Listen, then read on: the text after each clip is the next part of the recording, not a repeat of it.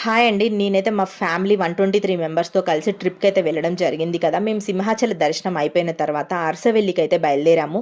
సింహాచలం నుండి అరసవెల్లికి మాకు 1 ½ టైమ్ అయితే పట్టింది. ఇక్కడ సూర్యనారాయణ స్వామి అయితే కొలువై ఉన్నాడు. శ్రీకాకుళం నగర సమీపంలోని అరసవెల్లి గ్రామంలో అయితే ఈ గుడి నిర్మించబడి ఉంది. ఇక్కడ ప్రత్యేకతలు వచ్చి ఈ ఆలయ సూర్య భగవానుని ప్రతిమను మహర్షి కశ్యపుడైతే ప్రతిష్ఠించడం అయితే జరిగిందంట. ఆలయ నిర్మాణం మాత్రం అద్భుతంగా ఉంది. లోపల ఆర్కిటెక్ట్ చూడడానికి మాకు 2 కళ్ళు సరిపోలేదు. ఈ గుడికి ఒక చరిత్ర కూడా ఉంది. ఇంద్రుడు ఒక శాపంతో బాధపడడాన్ని చూసి కశ్యప మహర్షి ఈ ప్రదేశంలో స్నానాన్ని ఆచరించి సూర్యభగవాన్ని కొలవమని చెప్పగా ఇంద్రుడు సూర్యభగవాన్ని కొలవడంతో తను ఆ శాపం నుండి విముక్తుడయ్యాడు.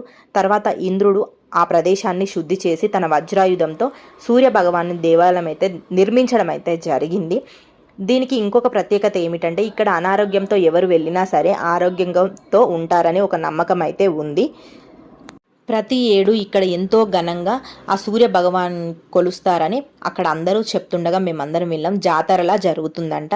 ఈ గుడి మరొక ప్రత్యేకత ఏమిటంటే ప్రతి సంవత్సరం మార్చి 9 అక్టోబర్ 1 తేదీల్లో సూర్యకిరణాలు గర్భగృహంలోని దేవుని పాదాలపై నేరుగా పడతాయంట. అలా ఆర్కిటెక్ట్ని డిజైన్ చేశారు. ఆ గుడి ఆర్కిటెక్ట్ కూడా అంత అద్భుతంగా క్రియేట్ చేశారనమాట. మేము అరసవెల్లి దర్శనాన్ని మా ఫ్యామిలీ అందరితో కలిసి దర్శించుకోవడం ఎంతో అదృష్టంగా ఫీల్ అయ్యాము. మేము లంచ్ చేసేసి అరసవెల్లి నుండి బయలుదేరి శ్రీకుర్మం అయితే బయలుదేరాము.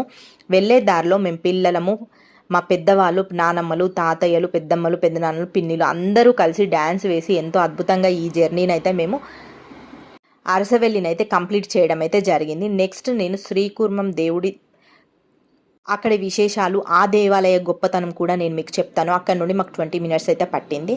ఇలాంటి మోర్ ఇన్ఫర్మేషన్ కోసం నా ఛానల్ సబ్స్క్రైబ్ చేసుకోండి. Thanks for watching.